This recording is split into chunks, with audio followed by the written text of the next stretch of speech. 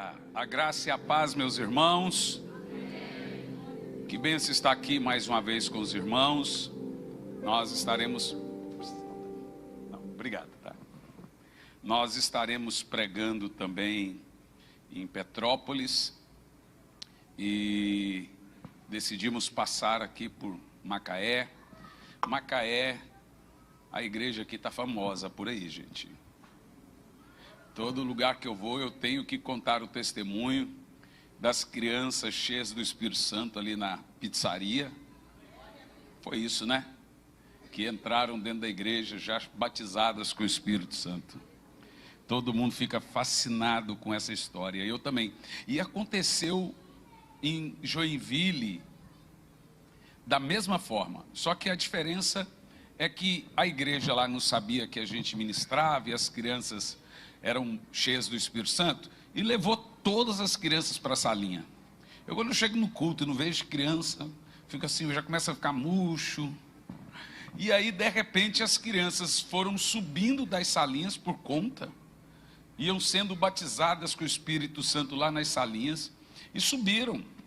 Eu estou pregando no meio da mensagem, aquelas crianças já entram num PT, orando em línguas e etc. Foi uma coisa muito legal, foi muito bacana mesmo. Irmãos queridos, está hoje conosco o meu filho, o pastor Jean, e a esposa, né, que está ali, veio dessa vez, ela veio para conhecer a cidade de Dom Pedro, a cidade imperial, lá para Petrópolis. Falei, ó, cuidado com o que você compra aí, que é o olho da cara. Lá em Petrópolis, se você respirar, você já paga o imposto para os Bragança. Irmãos, antes de pregar, eu gostaria que você me desse alguns minutos para poder falar do nosso material. Algumas pessoas não entendem e a gente pede isso com muito respeito. Eu não cobro para pregar, nós não colocamos preço em pregação, mas a gente consegue equilibrar a balança. Nós temos muitas famílias que trabalham conosco, são sustentadas trabalhando com a gente, e é evidente que se eu vivesse só da oferta que nos dão, como eu não cobro, seria muito difícil conseguir sobreviver.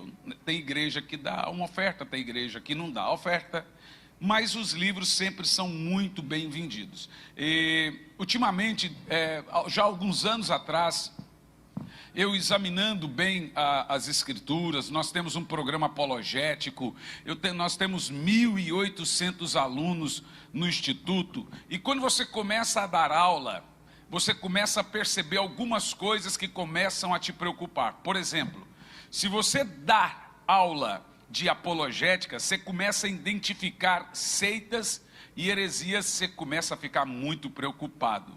Se você dá uma matéria, tem uma matéria da teologia chamada bibliologia, que é a história da Bíblia, a confecção da Bíblia, os canones da Bíblia, quando a Bíblia foi feita, como ela foi feita, e as versões da Bíblia, qual você deveria ler ou não deveria ler. E aí você preocupa de vez, mas muito. Por exemplo, se você perguntar para mim, pastor, qual é a versão da Bíblia que você usa? Qual é a versão da Bíblia que você mais indica? Eu respondo, não dá para te responder isso de forma fria. Eu tenho que te responder e te explicar por que certas versões da Bíblia não podem ser levadas em consideração. Por exemplo, os teólogos bibliologistas ou biblicistas, digam-se assim, eles consideram que algumas versões da Bíblia não são inspiradas. Por que que eles consideram que certas versões da Bíblia não são inspiradas? É tipo baseado em fatos reais. É isso que você precisa entender. Por exemplo, a maioria dos crentes que existem hoje tem no seu colo ou em casa uma versão da Bíblia que ele acha legal, mas não é considerado uma Bíblia inspirada. Vou te explicar os motivos. Existem dois métodos de tradução da Bíblia. O que é a tradução da Bíblia? É alguém que foi lá nos textos massoréticos, textos originais, que possuem 3.800 livros. São chamados achados do Mar Morto. Aí você fala, existem os originais? Não tem como existir os originais, porque papel se decompõe. Então, à medida que vai passando aí 50, 60, 100 anos, eles vão fazendo cópias, porque o papel vai esfarelar. Se ele não esfarelar ali parado, quando você pega ele esfarela. Não é papel, é madeira, então decompõe. Então, o que nós temos? Cópia das cópias. Só que as cópias, elas são fidedignas. O que existe lá são 3.800 livros da Tanakh Brit Hadashah, da Mishnah, ou do grego, ou da Vulgata, que seja, estão lá.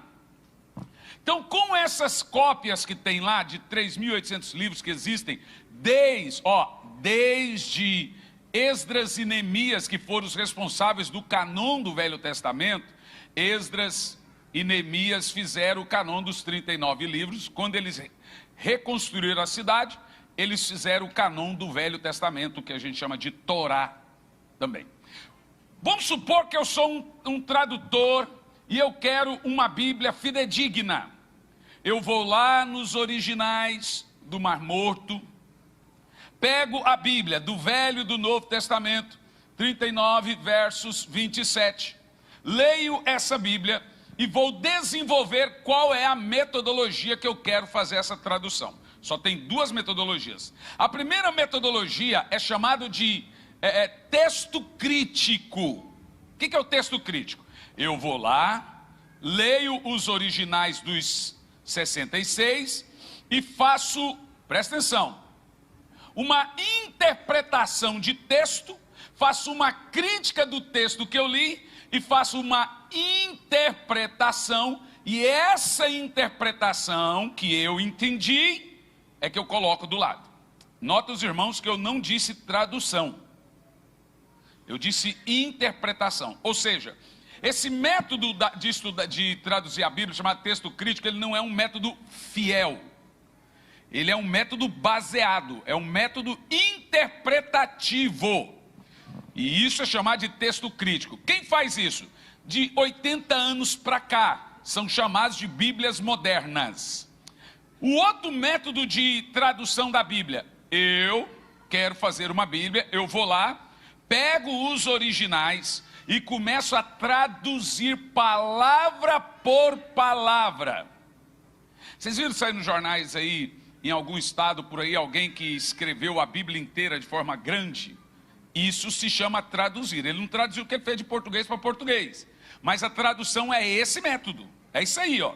Ele pega lá palavra por palavra e coloca, chama isso de Bíblia. Isso é traduzir. Como se chama esse método? Esse método se chama traduzir dos textos massoréticos, que é também reconhecido como textos recebidos, ou massoréticos, ou majoritários. Quando você pegar uma Bíblia, abrir ela e tiver assim, ó, texto massorético, significa que ela foi traduzida, palavra por palavra. E tem até coisas aqui que não precisava ter. Mas Martim Lutero dizia, deixe o que é Bíblia na Bíblia. Até coisas que não precisava, ele falou, não tire. Não tire. O que é Bíblia, tem que estar na Bíblia. Ele era inimigo desse negócio de interpretar. Ah, não, vamos tirar isso aqui, vamos pôr isso aqui. E a minha preocupação do texto crítico, que não é reconhecido como texto inspirado, é que o camarada fez uma interpretação e ele decidiu por mim. Por mim. Eu não dei autorização para ele decidir por mim o que eu deveria ler. Ele interpretou. Quem tem que interpretar é quem lê. Eu não concordo. Você quer ver? Vou te dar dois exemplos. Presta atenção para você entender. Onde é que estão os irmãos da mídia? Os midianitas estão lá. Então eu vou te fazer um pedido. Consegue para mim um texto massorético que é ou King James Fiel ou ACF. ACF é Almeida Corrigida Fiel. São textos massoréticos. Fiel, traduzido. Pronto, conseguiu? E um outro texto crítico, que são as NVIs, é texto crítico. A NVI tem 8.800 versículos a menos. Mas por quê, pastor? Porque eles decidiram que aquilo ali não faria diferença, poderia tirar e etc. E a NTLH tem 2.700 a mais.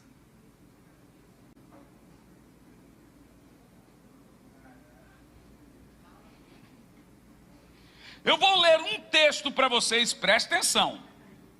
2 textos. Primeiro eu vou ler no texto original, massorético, traduzido palavra por palavra. Depois eu vou ler num texto crítico da NVI. Segundo texto da NVI. Primeiro texto massorético da ACF. Romanos capítulo 8, versículo 1.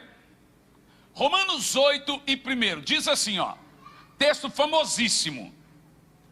Portanto, agora nenhuma condenação há para os que estão em Cristo Jesus. Olha para mim.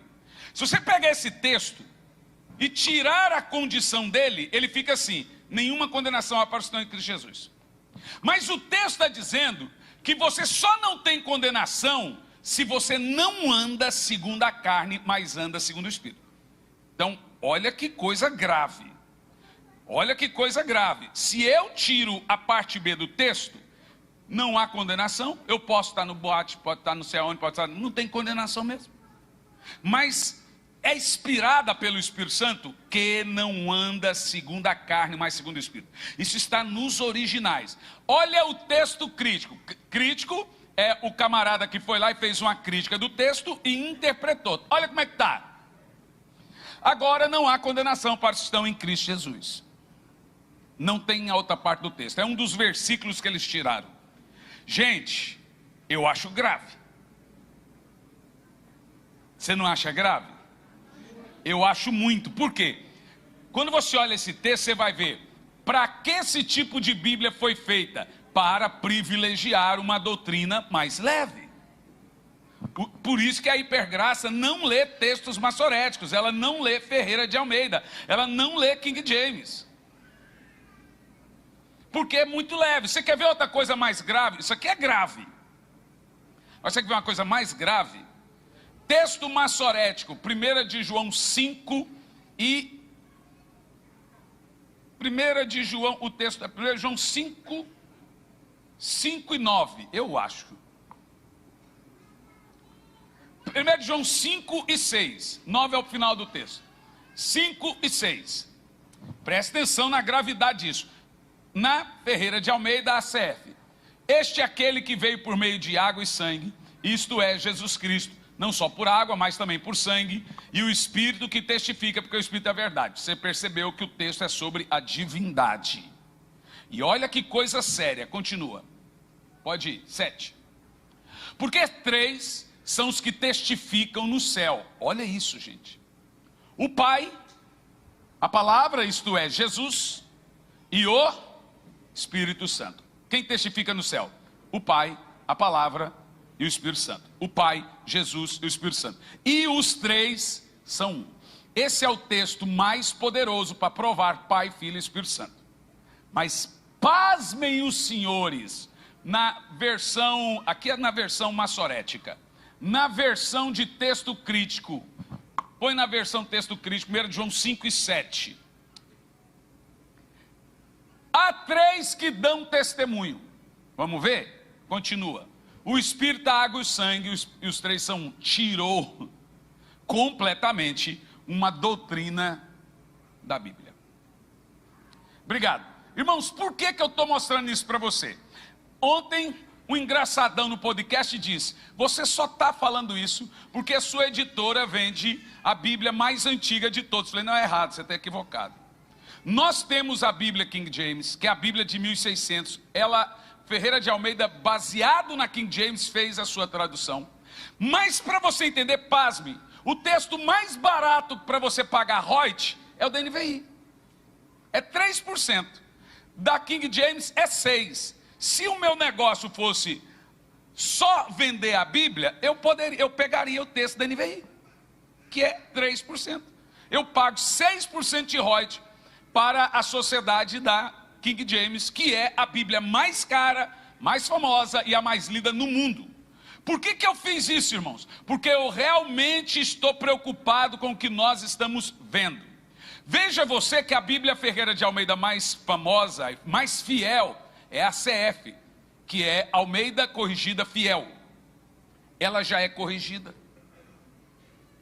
Tem 4 Bíblias antes dessa que nós não temos acesso. E ela já é corrigida. Você não acha mais na internet versões antigas da Bíblia, só versõezinhas modernas. Primeira coisa que eu sugiro aos irmãos: voltem à Bíblia a papel. Isso vai sumir. Volte a ler isso aqui, decorar. Eu decorei a Bíblia na ACF. Volte a ler palavra, a ler Bíblia, não celular. Lê Bíblia. Tenha a sua Bíblia. Ela é a palavra de Deus. Segunda coisa que eu te digo: cuide com a Bíblia que você está lendo. Pastor, o que eu posso ler para não errar? Todas as Ferreiras de Almeida são muito boas. King James Fiel, Ferreira de Almeida, e King James e Ferreira de Almeida também.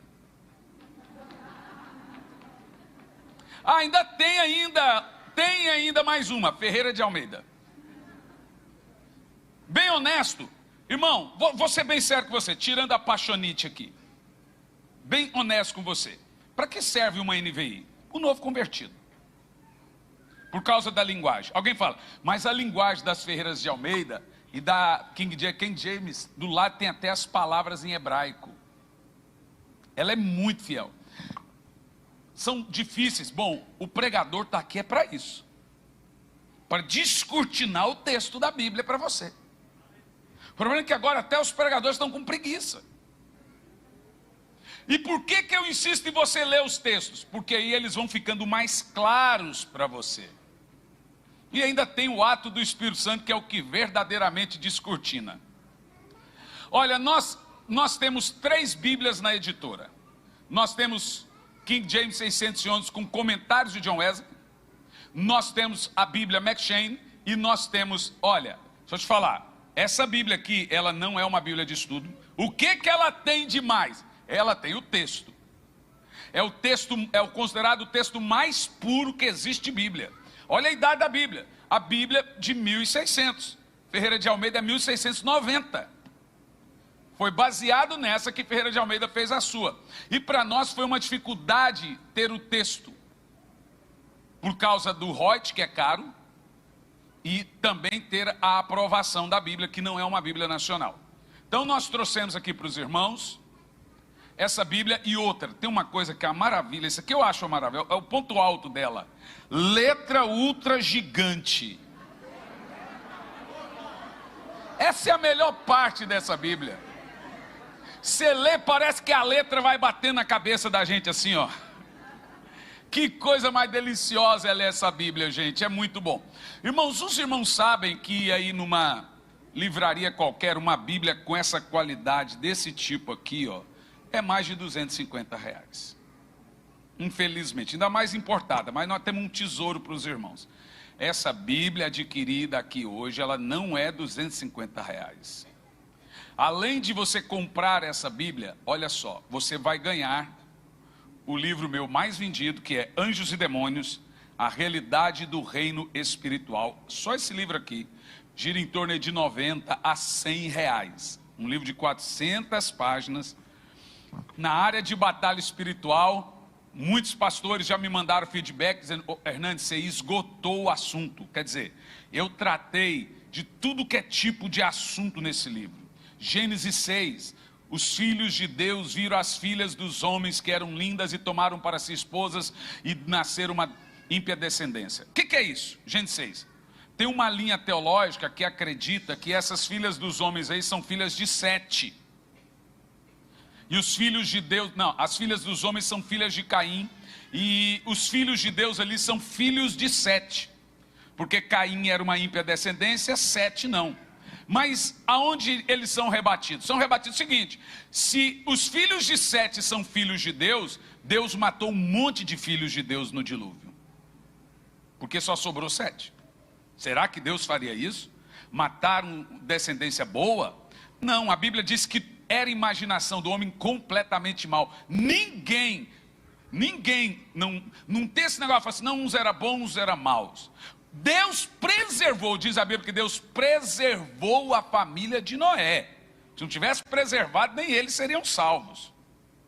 Então, quem que são esses? Olha, irmãos, tem uma linha teológica que acredita, uma linha, na verdade, a maioria dos teólogos, que esses filhos de Deus são anjos. O livro de Jó chama os anjos de filhos de Deus. Não tem um homem chamado de filho de Deus no Velho Testamento, nem profetas e nem reis. A partir do momento que vem Jesus, tem um novo nascimento, eles passam a ser chamados de filhos de Deus. Bom, esse é um tema franquíssimo que nós falamos aqui nesse livro. Nós temos, por exemplo, temas importantíssimos: a árvore da vida, árvore do mal. Por que que Deus plantou a árvore do mal sabendo que o homem iria comer e morrer? Quem plantou a árvore do meio do jardim, a árvore do mal? Foi Deus. Então por que que ele plantou? É aí que está o X da questão. Deus não plantou a árvore para Adão comer. Deus plantou a árvore do bem e do mal como opção, a árvore da vida, para o homem olhar para a árvore, rejeitar a árvore e desejar e escolher a árvore da vida. Está na Bíblia. Escolhe, pois, fazer o bem. Ele falou para Caim. Tem duas portas, a boa e a porta de maldição. Escolha entrar pela porta estreita. Ou seja, você veja que para que o livre-arbítrio seja real, precisa da escolha até pelo mal. Então Deus não plantou aquela árvore para ser comida. Ele disse, não coma. Ele plantou para eles rejeitarem. O livro é muito completo. Leia, aprenda, cresça. O livro todo criptografado em 3 idiomas. Olha a bênção de Deus aqui, ó. Se você levar a Bíblia e o livro, só o livro está ali por 50. Se você levar a Bíblia e o livro, é 160 reais. Depois você vai lá, dá facada, puxa o cabelo do irmão, belisca. Mas não fique sem essa oportunidade. Muita gente não compra na igreja, nos manda mensagem. Ai, pastor, eu queria comprar, tem como mandar? Falar, acabou. E acaba rápido demais. Irmãos, eu quero falar aqui hoje sobre a maneira mais poderosa e sobrenatural de entender o Espírito Santo. Da última vez que aqui estive, eu comecei falando sobre o Espírito Santo, mas eu não concluí, porque a unção desceu, eu tive que parar. Eu fiz questão de assistir os 2 cultos pela internet hoje, e os 2 cultos eu não consegui terminar a pregação. Pararam no meio. Agora deixe-me te falar uma coisa, preste bastante atenção. Quem aqui ama o Espírito Santo? Você sabia que o Espírito Santo, dentro da divindade, Pai, Filho e Espírito Santo, o Espírito Santo é o mais desprezado, o mais mal compreendido? Vou pedir aos irmãos da mídia, já percebi que o garoto ali, o rapaz, é bom e rápido. A hora que eu falar o texto bíblico, pode colocar o texto mesmo com delay, para a igreja acompanhar a citação. Antigamente citação era assim, você citava, levantava o irmão com a Bíblia aberta e lia e sentava. Meu pai batia na gente se a gente não fosse os primeiros a levantar.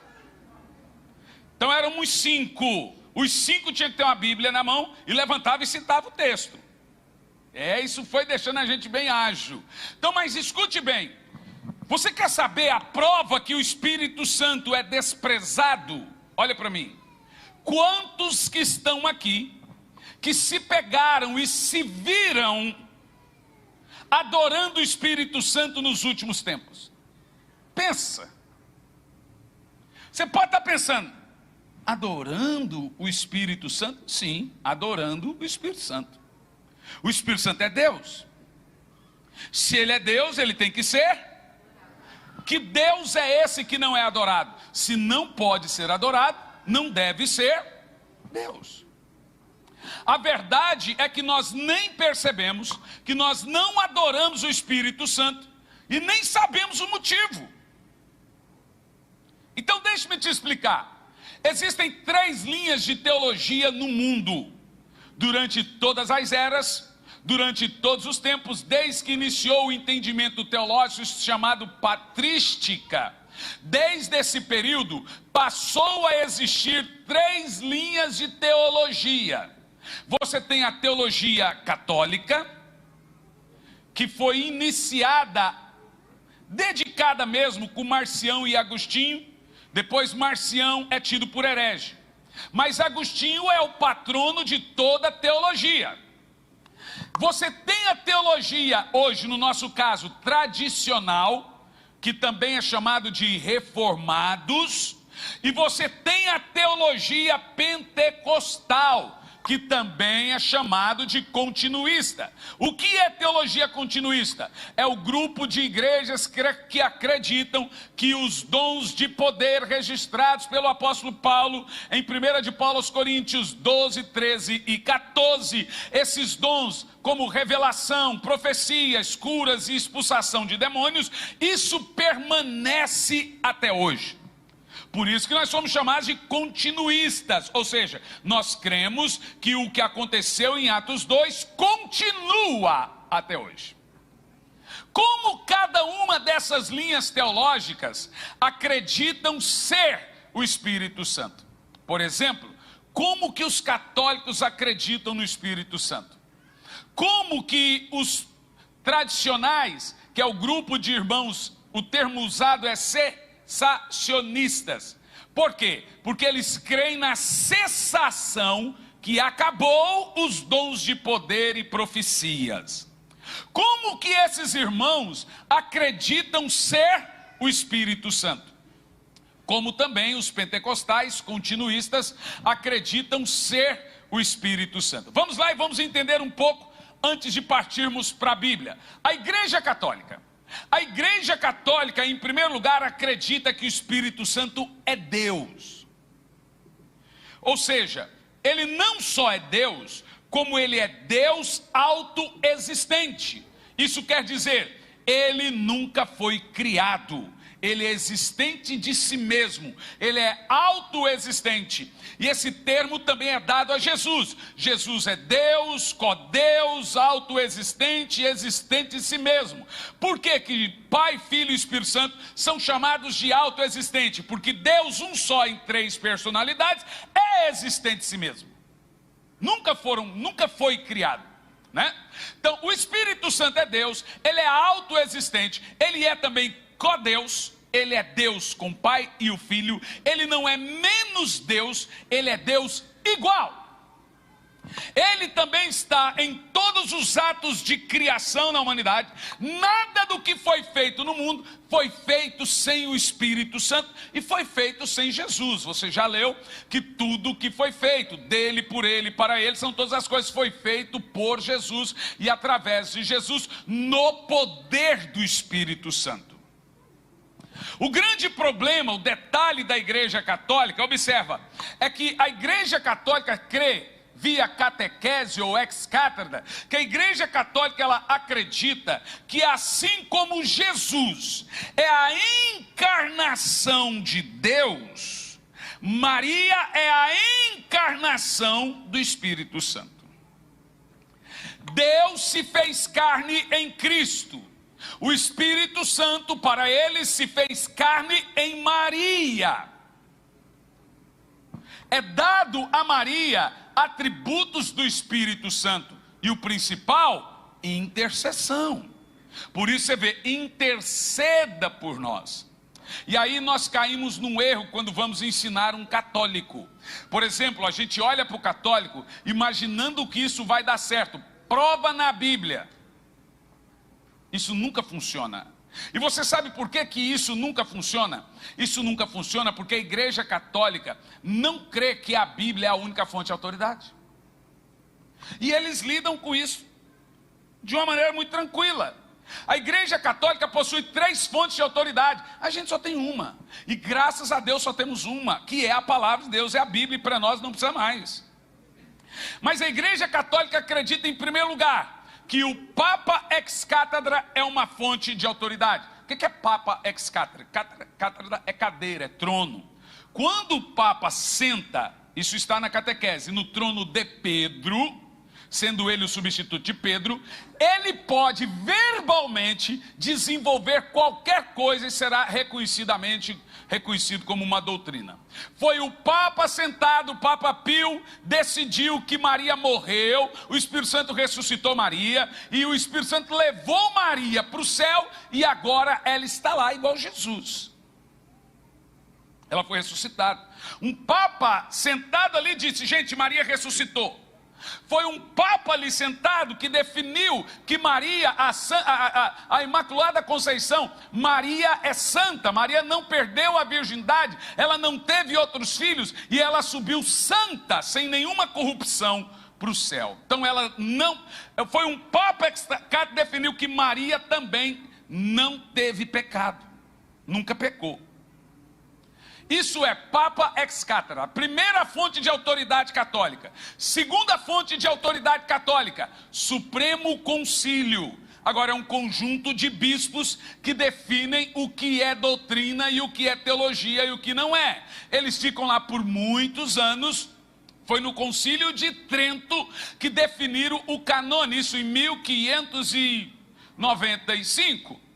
Definiram o canone católico. Olha que interessante, o canone protestante, definido por Agostinho de Hipona em 330, é antes do canone católico. E foi um padre que definiu 66 livros, e foi outro padre que definiu 73. É uma bênção que nós não montamos Bíblia nenhuma, nem a Bíblia que contemos 66, também foi eles que montaram. Agostinho definiu 66. Um outro padre definiu 73. E foi Lutero que decidiu que ia ficar com os 66. Não ia aceitar os acréscimos.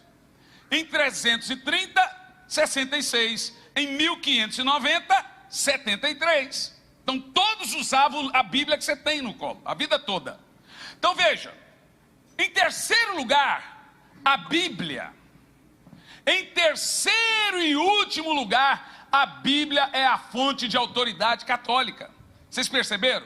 Por isso que eles falam como querem, decidem o que é doutrina e o que não é, não tem nenhuma obrigação de provar na Bíblia, porque para eles a Bíblia está em terceiro lugar como fonte de autoridade. Um outro detalhe para você entender sobre isso também, é que para nós a Bíblia está acima da igreja.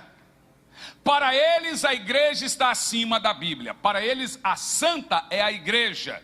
Para nós a santa é a palavra de Deus. Nós temos a palavra, a Bíblia Sagrada, como a santa palavra de Deus. Para eles é a igreja. Por isso que eles se benzem mediante a igreja. Agora, sobre essa linha de entendimento, presta atenção.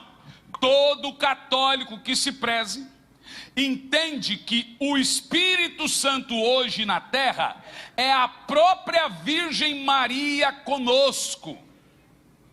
Então eles dizem que a Nossa Senhora está na terra através do Espírito Santo. Vocês estão entendendo o que eu estou falando? Isso na catequese. Como os tradicionais acreditam ser o Espírito Santo? Olha para mim. As igrejas tradicionais, as igrejas reformadas, são nossos irmãos de fé. Aquilo que divergimos deles não são doutrinas de salvação, e não compromete a salvação nem de lá e nem de cá. Então isso não nos dá o direito de dizer que um calvinista é herege. Eu até gostaria que fosse, porque tem coisa que não dá para acreditar que eles acreditam. Mas, contudo, não tem a ver, não é linhagem, ou movimento, ou doutrina de salvação. Sobre o Espírito Santo, como os reformados e os tradicionais acreditam ser o Espírito Santo? Para os tradicionais, em primeiro lugar, o Espírito Santo é Deus. Para os tradicionais, o Espírito Santo é autoexistente. Para os tradicionais, o Espírito Santo é co-Deus. Quer dizer que ele não é menos, que ele é inferior, não. Quer dizer que ele é Deus como Pai e Deus como o Filho. Aonde vai estar a diferença? Olhe para mim. A diferença dos tradicionais para nós está na aplicação. Por exemplo, Os tradicionais acreditam que não se pode adorar o Espírito Santo. Agora você vai entender da onde nós estamos encontrando dificuldades em adorar o Espírito Santo. É essa herança. Os tradicionais acreditam que o ministério do Espírito Santo, eles afirmam, é o ministério do holofote. Então eu estou aqui com o holofote, e ali tem um prédio muito grande, e eu aponto a luz para aquele prédio. No caso, eu aqui do holofote sou o Espírito Santo, e o prédio muito grande é Jesus. Os tradicionais acreditam que o Espírito Santo não veio para ser adorado, então não deve ser adorado, porque ele veio para apontar Cristo.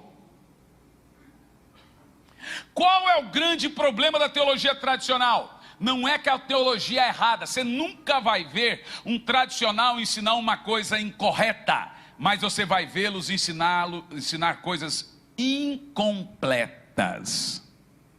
Veja só, o Espírito Santo é Deus. De fato, Jesus, quando foi falar do Espírito Santo, disse: quando ele vier, falará de mim, não falará de si mesmo. E aí eles pegam essa parte e afirmam que o Espírito Santo veio para apontar Jesus, para levar a igreja a adorar Jesus, para fazer uma igreja adorar em espírito e em verdade, para fazer uma igreja crer em Jesus. Isso não está incorreto, gente. Isso está incompleto. Porque o Espírito Santo veio para apontar para Jesus. Porque o Espírito Santo veio para levar a gente a adorar Jesus. Mas não só isso. Então eles acham esquisito quando nós cantamos ao Espírito Santo. Eles dizem que não existe culto de busca ao Espírito Santo, mas em Atos 2 diz que eles estavam reunidos desde a madrugada, buscando o Espírito Santo, até que do alto o Espírito Santo desceu às 9 horas da manhã. Você vai encontrar textos na Bíblia claramente falando sobre o Espírito do Senhor. Buscar-me-eis e me achareis, quando me buscardes de todo o coração. A Bíblia manda você amplamente buscar o Espírito Santo. Quando a Bíblia fala do Espírito Santo, Jesus deixou claro que ele deve ser buscado. Isaías 44:4 afirma que nós temos que ter tanto desespero na nossa busca pelo Espírito Santo, como o deserto deve estar desesperado pela água. A verdade é que eles chegam num certo ponto, que é o ponto da emoção, que é o ponto das manifestações, que é o ponto das lágrimas, dos dons, do poder e etc. E eles, para ali. Então qual é o argumento deles? Não, porque eles sabem que se você buscar ao Espírito Santo de uma forma muito poderosa, você vai avançar o nível do entendimento. Então eu tenho um amigo, que há algum tempo atrás eu encontro ele, e ele falou: senhor Hernani, e ele é fantástico, um grande teólogo. Eu falei: Hernani, estou sabendo que tu escreveu um livro aí, falando para o povo buscar o Espírito Santo. Eu olhei assim: tá, fala. Falando para o povo adorar o Espírito Santo. Falei: sim. Hernani, não pode adorar o Espírito Santo. Eu olhei e falei: por quê? Porque a Bíblia diz, velho. Onde? Ah lá, a Bíblia diz, Jesus Cristo disse. O que ele disse? Ele disse que quando o Espírito Santo viesse, não falaria de si mesmo, falaria de Jesus. Eu falei: não, isso eu sei. Eu quero a parte que você me diz que não se pode adorar o Espírito Santo. Eu quero também a parte que você me diz que Jesus disse que não pode adorar o Espírito Santo. Mas não pode, porque o Espírito Santo não veio para ser adorado. Eu falei: mas isso é uma afirmação sua. A Bíblia nunca afirmou isso. Muito pelo contrário, a Bíblia chama o Espírito Santo de Espírito do Senhor, de Espírito de Deus, de o Espírito e até de Espírito de Cristo. Quando a Bíblia fala do Espírito Santo, ela deixa muito claro, e nós vamos navegar nesse oceano aqui hoje, que o Espírito Santo, ele não é um garotinho de recado. A Bíblia, em nenhum momento, vocês falam que ele é coadjuvante, isso não está na Bíblia. Vocês falam que ele é holofote, isso não está na Bíblia. Vocês falam que ele é terceira pessoa, isso muito menos. Qual parte da Bíblia você leu isso? Você já viu, irmão, você lembra lá naquela corrida com o Usain Bolt, que o Usain Bolt ganhou a corrida, nos 100 metros rasos? Você lembra quem ficou em terceiro? No nado 100 metros, que o brasileiro ganhou, você lembra quem ficou em terceiro? Você lembra na Copa do Mundo de Futebol, que a Argentina foi campeã, você lembra quem ficou em terceiro? Você já viu o nome de rua aí com o vice-prefeito? Em qual parte da Bíblia você leu que o Espírito Santo é terceiro? Esse tipo de coisa veio de uns anos para cá, diminuindo a importância do Espírito Santo.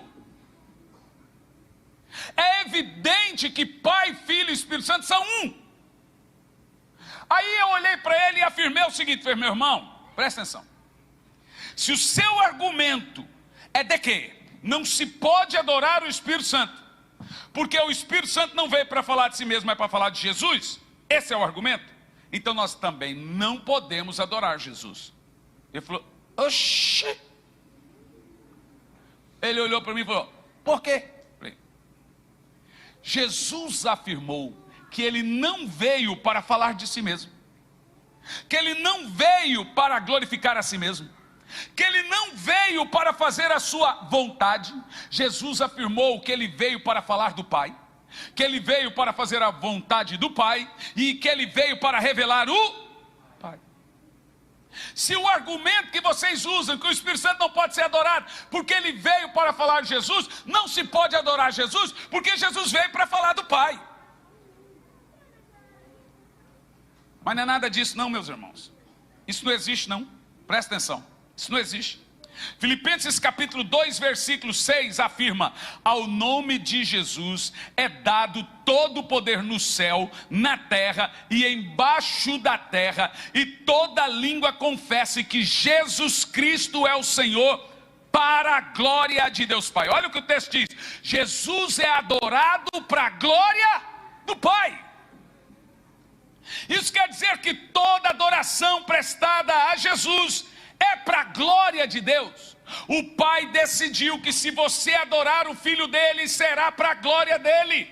O Pai decidiu que toda adoração feita a Cristo é para a glória dele. Toda adoração feita ao Espírito Santo é para a glória dele. Nós não estamos falando de um outro Deus, é de um único Deus. Jesus não é menos Deus, como creem os testemunhos de Jeová, e o Espírito Santo não é menos Deus, como creem os tradicionais. Se eu adoro o Espírito Santo, a quem estou adorando? Se eu adoro a Cristo, a quem estou adorando?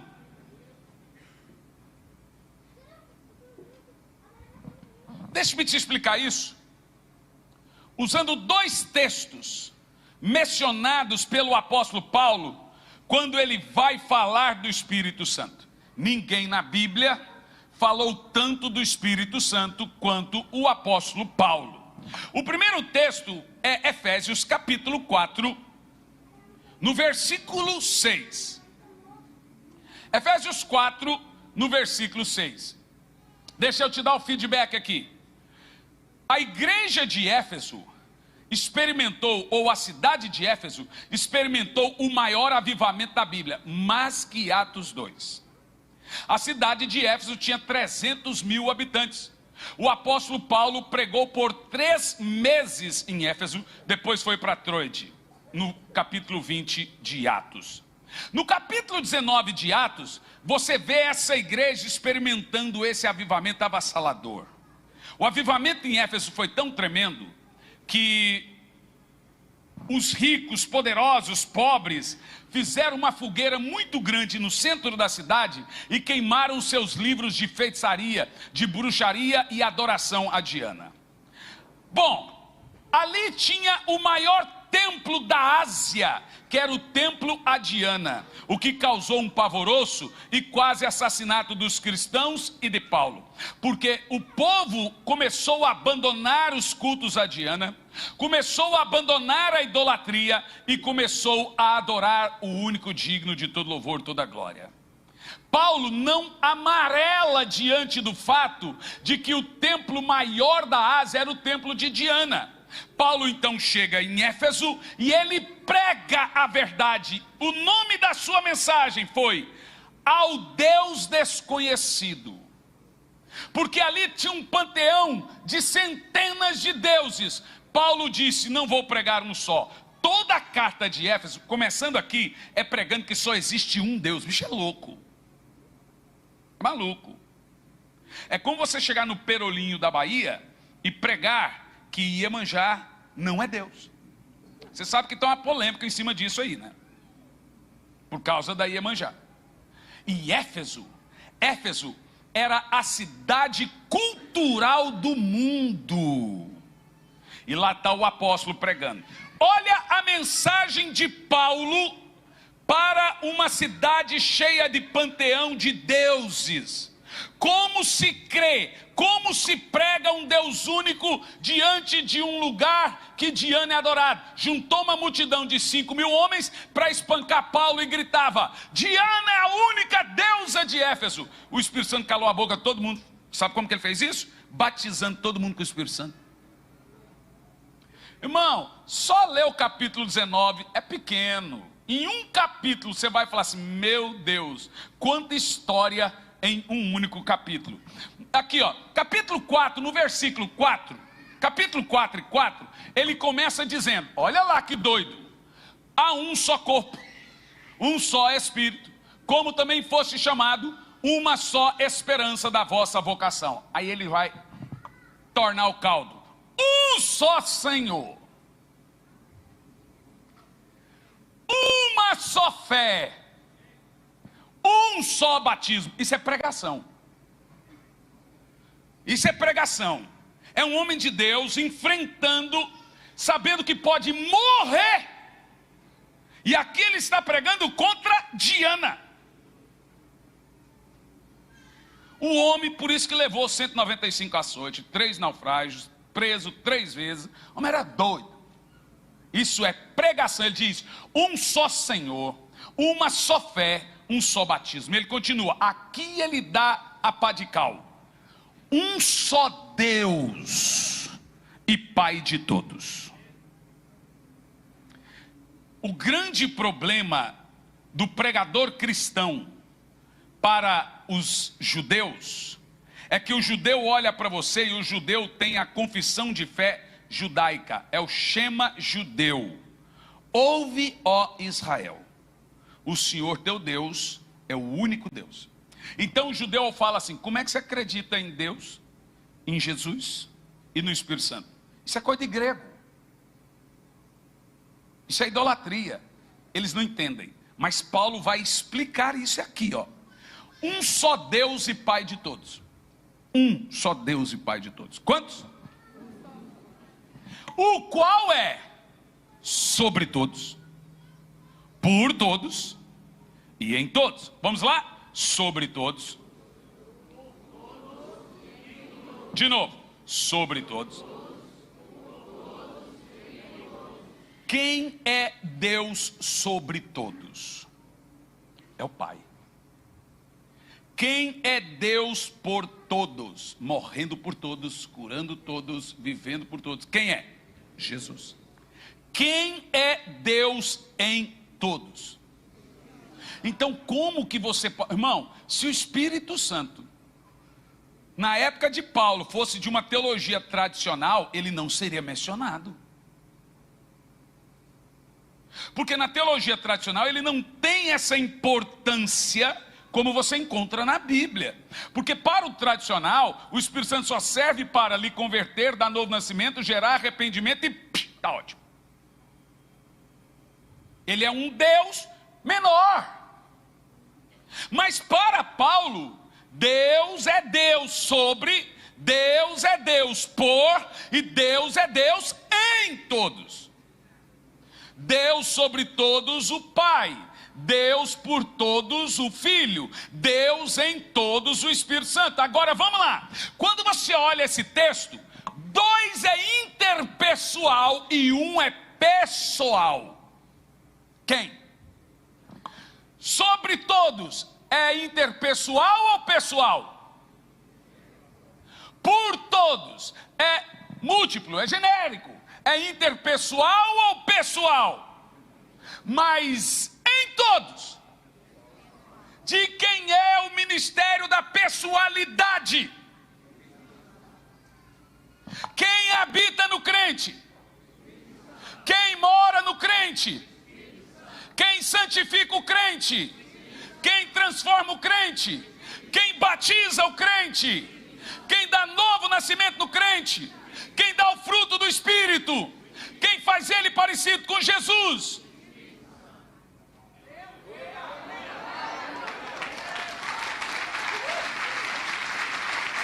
Olha para mim, você vai entender isso. Mesmo eu citando o texto, pode colocar, meu guri, tu vai ganhar um livraço. Eu gostei do coração. Ô, gente, mas depois dá o livro pro rapaz de verdade. Tem igreja que eu falo e eles não vão atrás do livro. Aí um me cobrou no podcast ontem.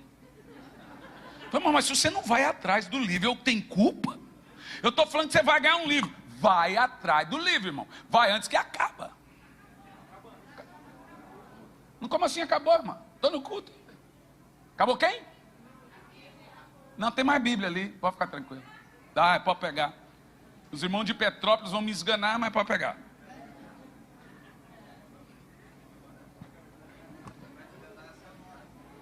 Ixi, ó, irmã, aqui, ó, não fala comigo, fala com a minha nora aqui, ela que decide, tá? Eu falei besteira aqui, ó. Presta atenção, olha bem para mim e deixe-me te explicar isso. Olha para mim. Há uma diferença entre o ministério de Cristo e o ministério do Espírito Santo. E antes de te explicar a diferença, Jesus afirmou que após a sua partida, o Espírito Santo deveria ser sua prioridade. Foi ele que disse. Olha para mim. Jesus é a revelação de Deus para o mundo. Vou repetir. Jesus é a revelação de Deus para o não crente. O ministério de Jesus é para o mundo. Você já leu isso tantas vezes na Bíblia. Jesus afirmou: eu vim para as ovelhas perdidas. Eu vim para o mundo. Eu vim para os doentes. A Bíblia afirma categoricamente que o ministério de Cristo é para o mundo perdido. É para as ovelhas perdidas. É para os doentes e não para os sãos. De tal forma que a Bíblia, quando apresenta Jesus, ela mostra um Jesus revelando o Pai. Como é que funciona isso? A Bíblia diz que Jesus é o caminho. A Bíblia diz que Ele é a porta. A Bíblia diz que Ele é o Salvador. A Bíblia diz que Ele é o Cordeiro. A Bíblia diz que o seu sangue salva, o seu nome salva. Ou seja, tudo que envolve Jesus está na salvação do perdido. Colossenses, capítulo 2, no versículo 9, afirma: nele habita corporalmente toda a plenitude da divindade. Transcrevendo, no corpo de Jesus habita toda a totalidade do seu Pai. Colossenses capítulo 1, versículo 15. Ele, Jesus, é a imagem visível do Deus escondido, do Deus que está nele. Essa palavra se chama, presta atenção, isso é muito interessante. Quando a Bíblia diz que Ele é a imagem visível do Deus invisível, a Bíblia está afirmando que nele está escondido Deus. O termo usado é Deus escondido num corpo, dentro de um corpo. E desde o início, Deus definiu que ele só iria se mostrar ao mundo através de seu filho. Em João capítulo 1, no versículo 18, diz assim, ó: ninguém jamais viu a Deus. Antes de eu ler o resto do texto, olha para mim.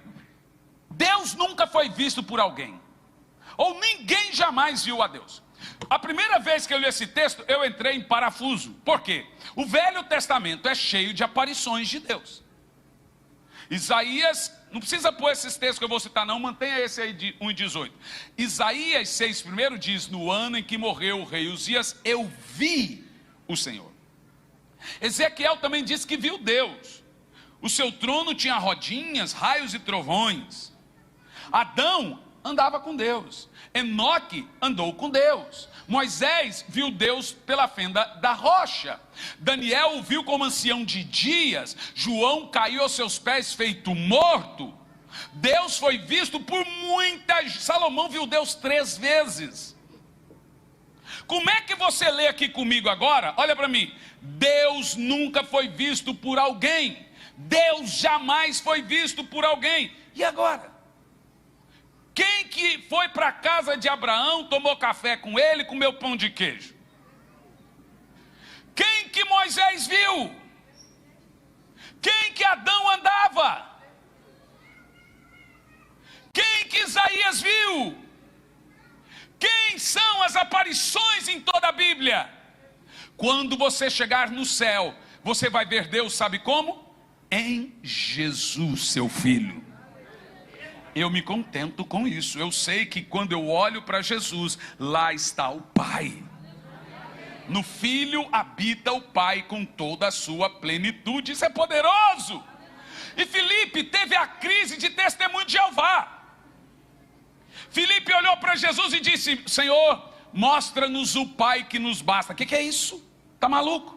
Filipe estava dizendo: o senhor é bom, o senhor é bacana, o senhor é profeta, o senhor cura, faz milagre, mas eu quero ver o Pai. O Pai olhou para a cara de Filipe, Jesus olhou para a cara de Filipe assim: você só pode estar de brincadeira. Eu vou fazer uma Bíblia nessa versão. Não, isso só pode ser brincadeira, Filipe. Que conversa fiada é essa de mostra-nos o Pai? Não crês tu que eu estou no Pai e que o Pai está em mim? Não crê que eu estou no Pai que está em mim? Crê, pelo menos, pelas obras que eu realizo. Porque quando eu realizo, é o Pai que está em mim que faz as obras. Rapaz, eu nem citei o texto, ele achou o texto. É o Pai que está em mim que faz as obras. Nessa hora, Filipe foi curado da teologia do testemunho de Jeová. Você não percebeu, Filipe? Quando eu falo, é o Pai que fala em mim. Quando eu faço obras, é o Pai que faz estando em mim. Filipe não teve esse entendimento. E hoje eu vejo algumas pessoas com esse entendimento de testemunho de Jeová, que não crê no Espírito Santo, não crê que o Espírito Santo é Deus, não crê que Jesus é Deus, porque lhes falta revelação. Não presta atenção. Jesus, olha para mim, é a imagem visível do Deus invisível. Sabe como é que se chama essa palavra técnica? Para você que está anotando, você que gosta disso, teofania.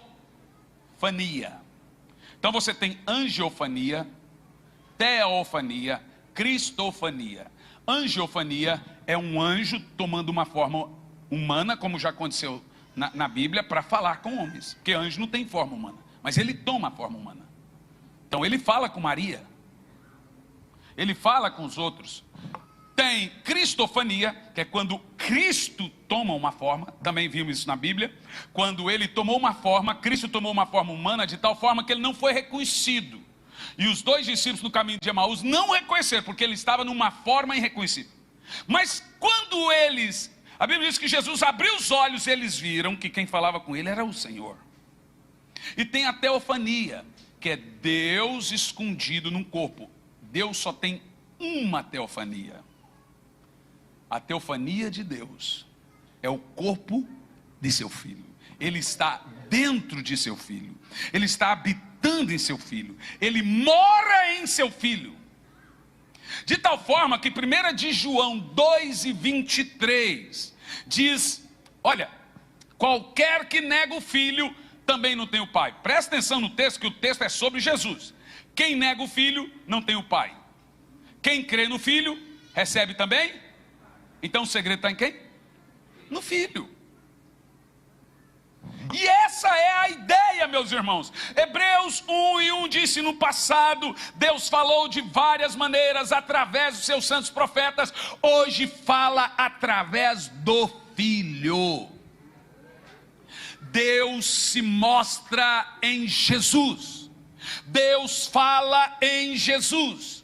Deus prega para o mundo em Jesus. Efésios 1:10 diz: é fazer congregar em Jesus todas as coisas no céu e todas as coisas na terra. Deus revela-se através de seu Filho, de tal forma que você não vai conhecer a Deus se não vier em seu Filho, Jesus Cristo. Agora, vou repetir: Jesus é a revelação de Deus para o mundo. Agora escute, o Espírito Santo não. O Espírito Santo não tem um ministério para o mundo. Ah, pastor, mas está escrito em João 16:9, né? João 16:6, 7, 8, 9, que diz: convencerá do pecado, da justiça e do juízo. Mas é convencer o crente. E eu te explico. Jesus diz: e quando ele vier, ele está falando para a igreja, ele vai convencer essa igreja de seus pecados. E eu te explico, preste muita atenção. O ministério do Espírito Santo não é para o mundo. O ministério do Espírito Santo é para a igreja, assim, ó. Como Jesus é a revelação de Deus para o mundo, o Espírito Santo é a revelação de Deus para a igreja. Toda vez que a Bíblia vai falar do salvo, ela fala do Espírito Santo. Os verdadeiros adoradores adoram em espírito. As visões são em espírito. As revelações são em espírito. Os sonhos proféticos são em espírito. O louvor tem que ser em espírito. Ou seja, Deus só toca a igreja de uma maneira. Vamos ver isso? João 14, versos 16 e 17. Diz assim: e eu rogarei ao Pai, e Ele vos dará outro Consolador. Outro é porque Jesus também é Consolador. Outro também é porque a palavra outro é a palavra alus, que significa uma fruta do mesmo pé. Olha que interessante. Se eu estou comendo uma banana, eu quero outra banana. A palavra grega para isso é alus. Eu quero outra banana. É o alus. Quando Jesus usa o termo outro Consolador, ele está dizendo da mesma raiz, da mesma natureza. É outro de mim. É poderoso. E ele diz assim: eu rogarei ao Pai, e Ele vos dará outro Consolador. Olha o texto. Consolador, vamos ver para quem quer o Espírito Santo. Para que fique convosco para sempre. Agora eu fico maravilhado no verso 17. O Espírito da verdade, que o mundo não pode receber, porque não o vê e nem o conhece. Mas vós, ó igreja, mas vós o conheceis, porque ele habita convosco e estará dentro de vós. Louve o Senhor, aleluia. Você percebeu? O Espírito Santo é só nosso. E quando a Bíblia fala que o Espírito Santo é só nosso, aqui você vai entender a missão do Espírito Santo com a igreja. É grave o que eu vou te mostrar aqui agora. E aí você me diga se o Espírito Santo nesse projeto, nesse plano, ele é coadjuvante. A Bíblia diz que quem está morando dentro de mim é o Espírito Santo. Eu quero ler com vocês, 2 de Paulo aos Coríntios, capítulo 13, como é um texto massorético, quer dizer, texto que não foi tirado, então é versículo 14. Se fosse um texto crítico, era o 13, que tiraram um versículo. A gente vai ficando bom nessas coisas, viu?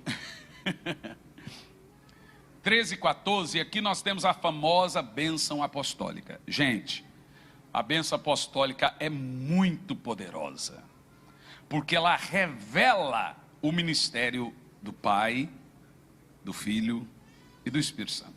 Então vamos ler, em voz alta. A graça, o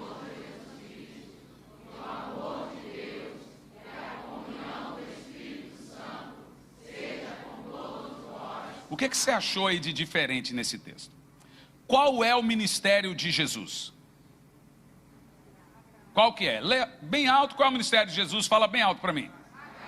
A graça. Qual é o ministério do Pai?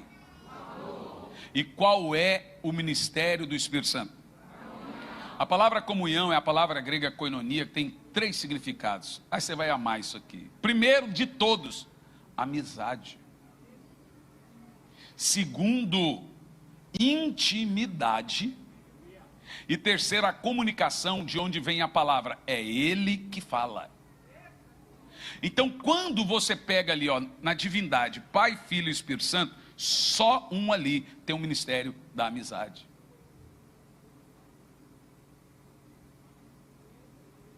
Você está vendo? Quem é íntimo da igreja? Quem é amigo da igreja? Quem prepara a noiva? Quem consagra a noiva? Quem santifica a noiva? Veja bem, foi o Espírito Santo que arrebatou Enoque, diz a Bíblia que foi o Espírito Santo que arrebatou Enoque. Foi o Espírito Santo que arrebatou Moisés. Foi também o Espírito Santo que arrebatou Elias. Foi também o Espírito Santo que arrebatou Jesus. E é o Espírito Santo que vai arrebatar a igreja para Jesus.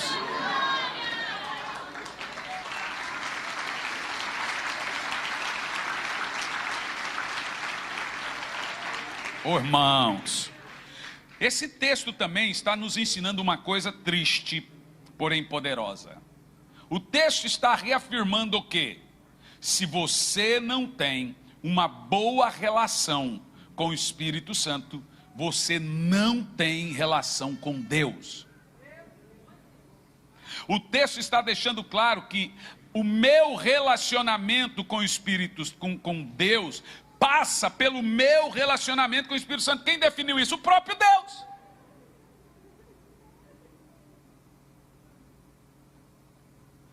Vamos lá, sonda agora seu coraçãozinho e veja como anda sua relação com o Espírito Santo. Gente, o Espírito Santo na Bíblia é toda a totalidade da emoção de Deus. Quando a Bíblia diz que Deus se ira, é o Espírito Santo. Quando a Bíblia diz que Deus ama, é o Espírito Santo. Quando a Bíblia diz que ele sente ciúmes, é o Espírito Santo. Quando a Bíblia diz que ele se alegra, é o Espírito Santo. Quando a Bíblia diz que ele se entristece, é o Espírito Santo. O Espírito Santo é o espírito emocional de Deus. Ele também produz em nós as emoções espirituais. Sabe o que isso quer dizer, irmãos? Que o Espírito Santo foi enviado à terra para que eu tenha comunhão com Deus.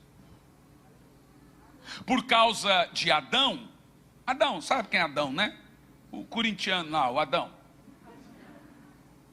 Por causa de Adão, nós perdemos a comunhão com Deus. Por causa de Jesus, nós reatamos nossa comunhão com Deus. Por isso que ele enviou o Espírito Santo para isso.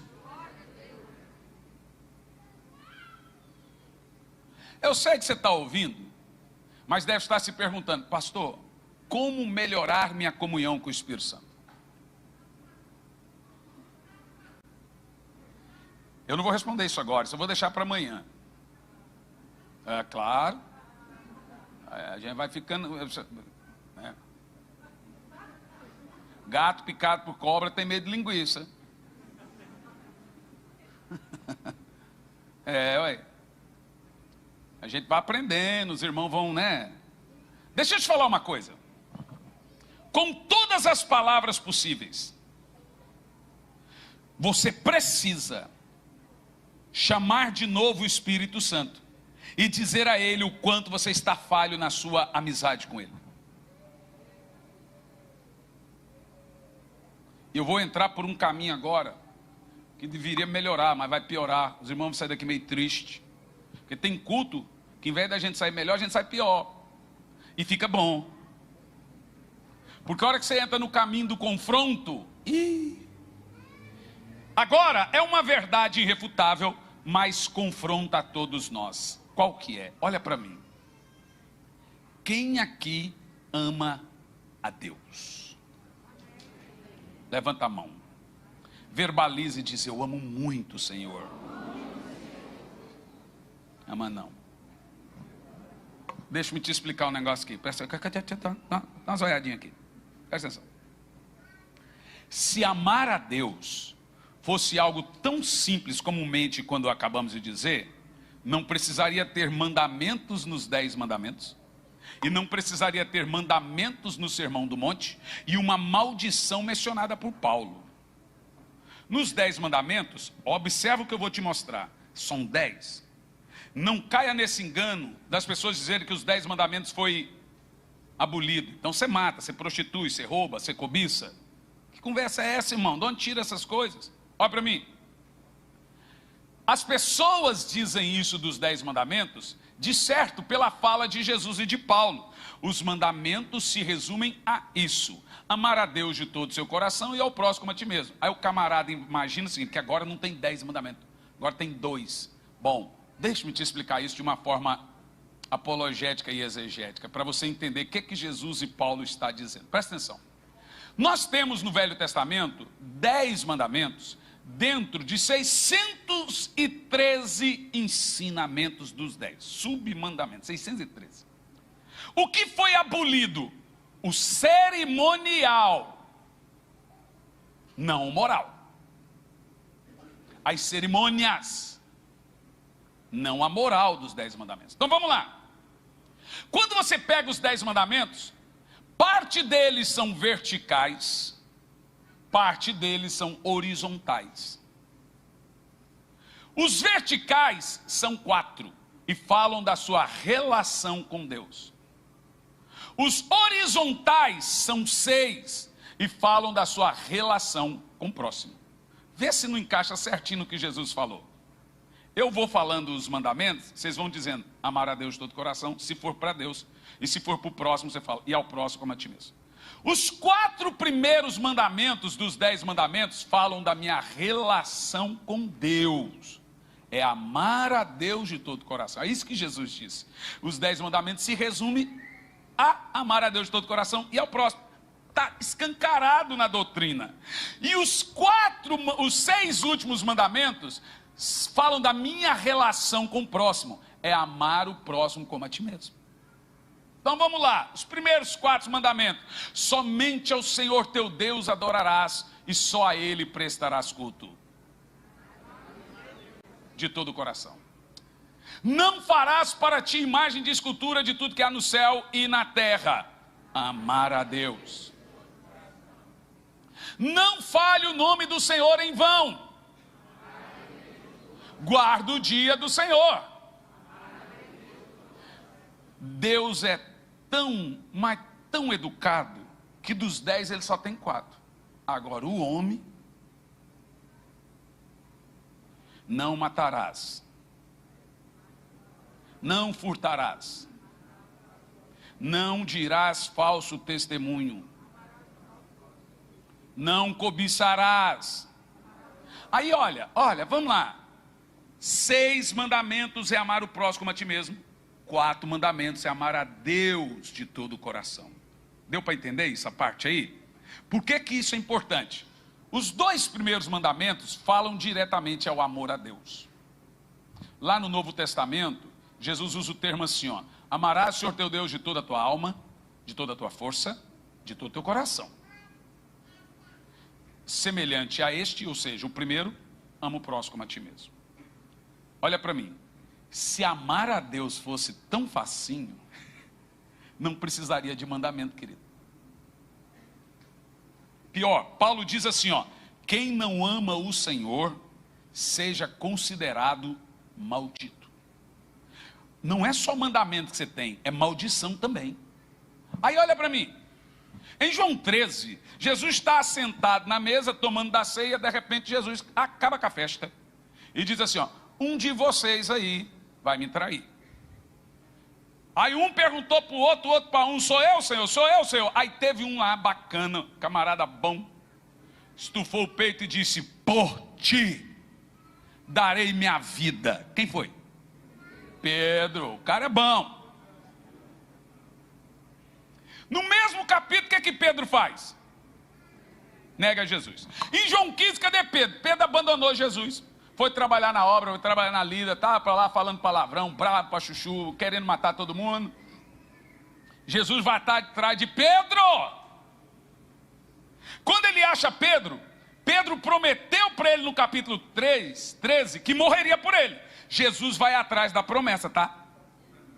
Pedro, você me prometeu, vai entregar ou não vai? Você me ama ou não? Aí Pedro, claro que eu te amo.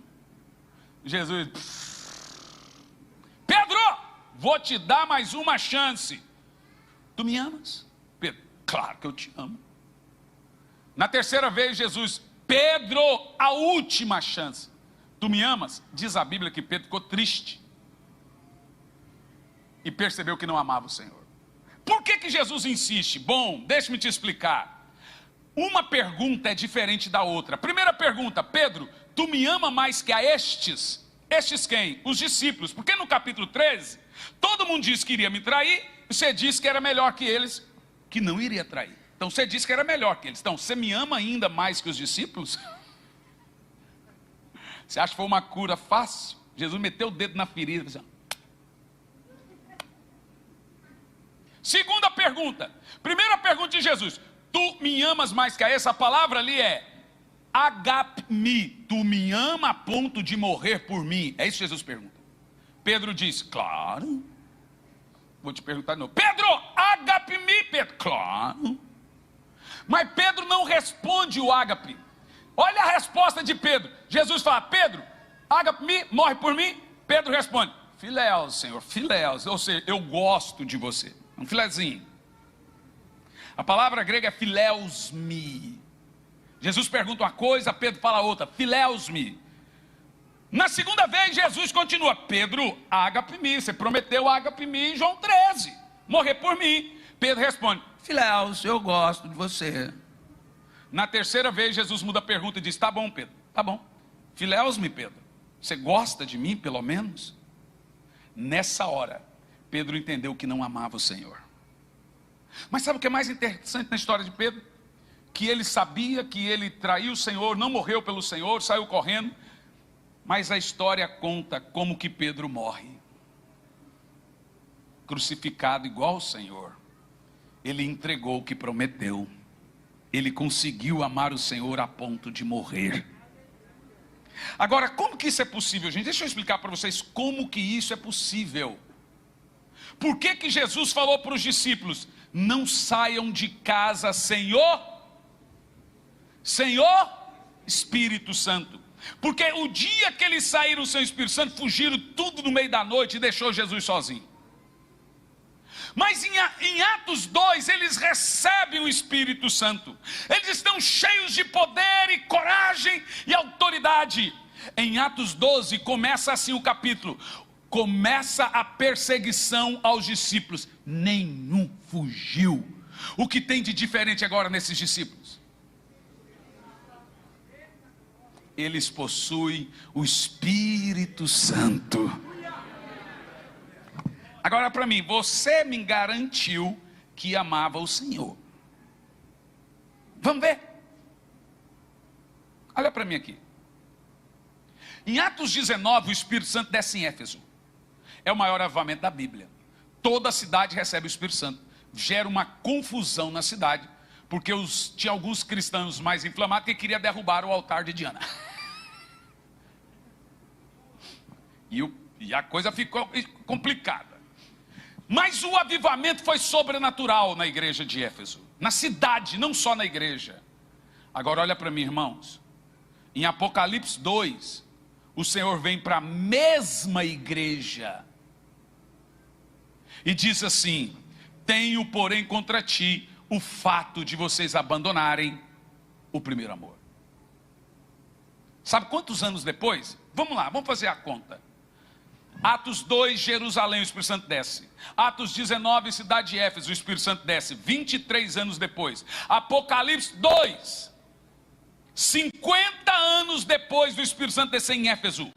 73 anos depois do Espírito Santo descer em Jerusalém. 50 anos de avivamento. Eles agora não são nem sombra daquilo que o Espírito Santo deu a eles.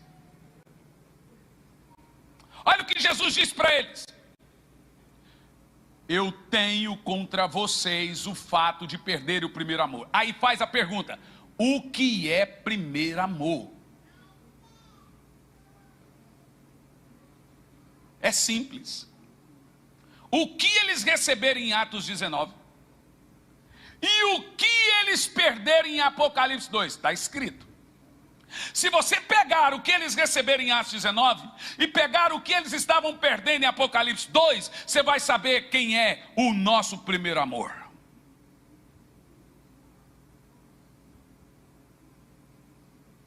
Somente quando o fogo do Espírito queima você, que você vai poder saber o que é primeiro amor. Eu vou te dizer o que é primeiro amor, está na Bíblia. O Senhor disse para a igreja de Éfeso: volte, veja aonde vocês caíram e se arrependa. Frieza espiritual, falta de comunhão com o Espírito Santo, é um dos pecados mais graves da Bíblia. Ele mandou se arrepender, não é uma condição entendível, tolerável. A menina disse ao pastor Luciano Subirá: pastor, ore por mim que eu estou em crise. Ele disse: por quê? Porque eu perdi o primeiro amor. Luciano disse: então você não está em crise, você está em pecado. Por que é um pecado grave? Porque nessa relação minha com o Espírito Santo, o passivo é o Espírito Santo. E ainda ele sendo o passivo, eu ainda consigo desprezá-lo.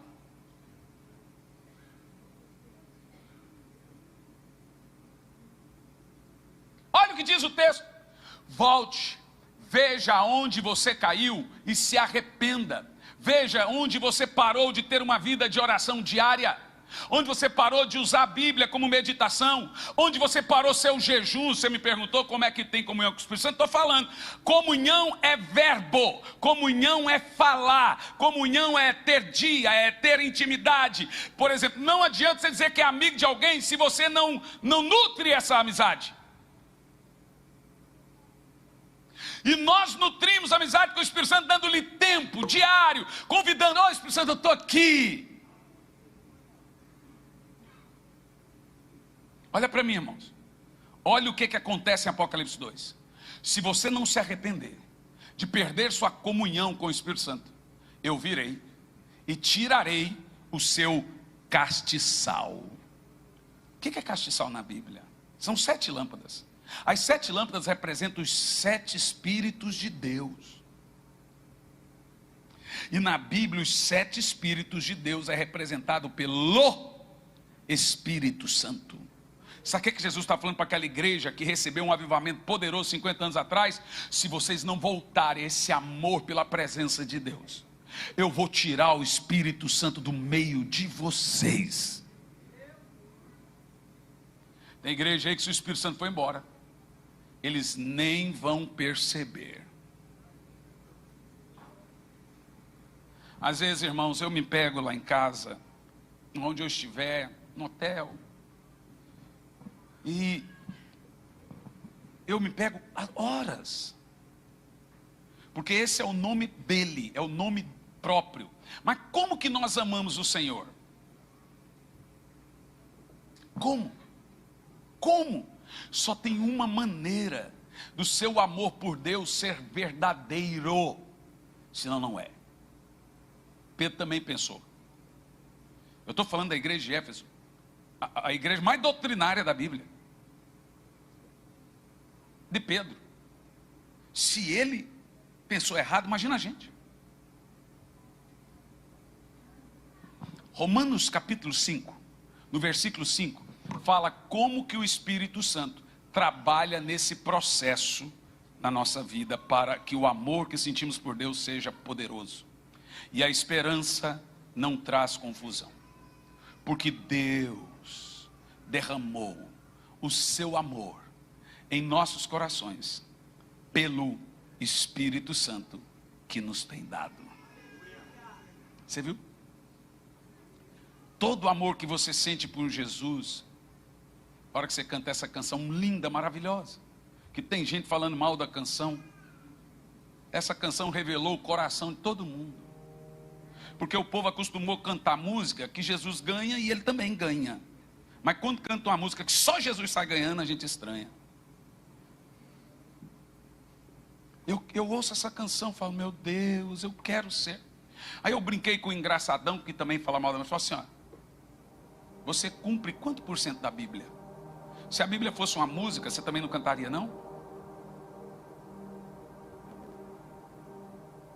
Canta, irmão, canta e chora.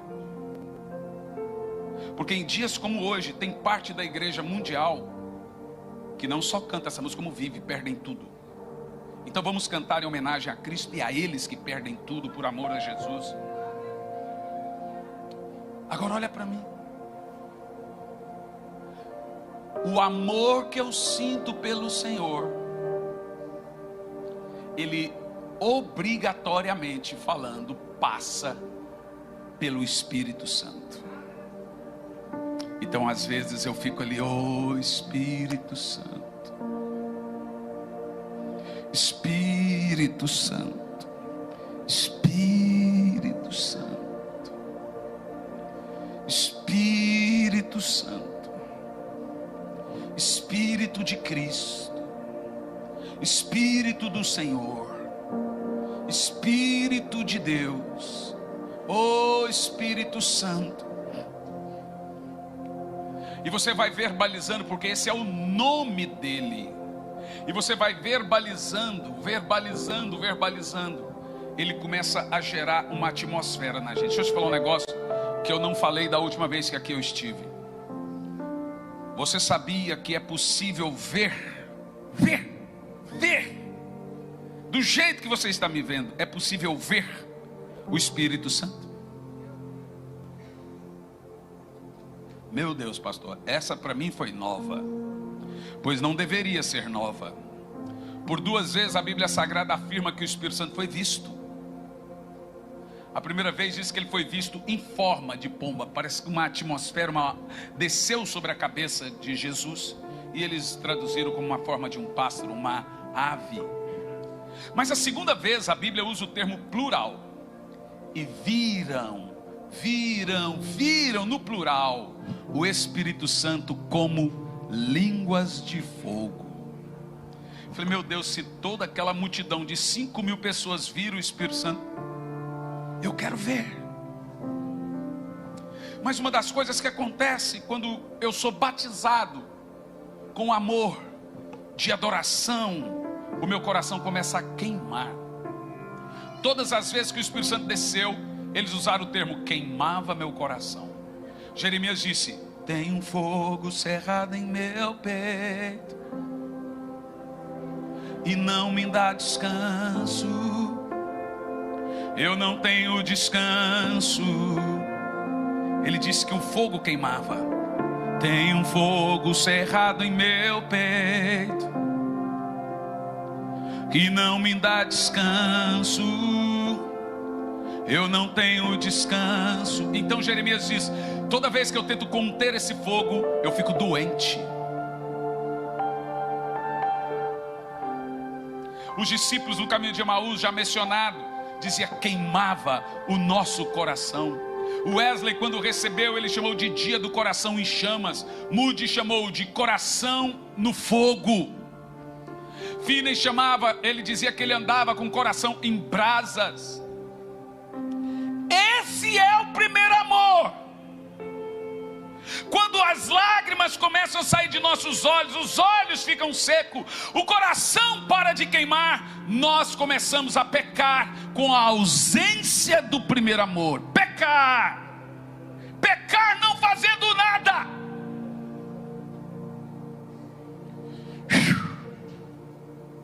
Ele está aqui agora, eu estou vendo o Espírito movendo.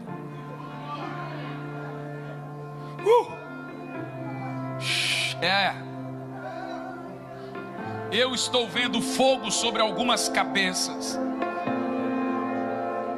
Vamos lá, faça alguma coisa.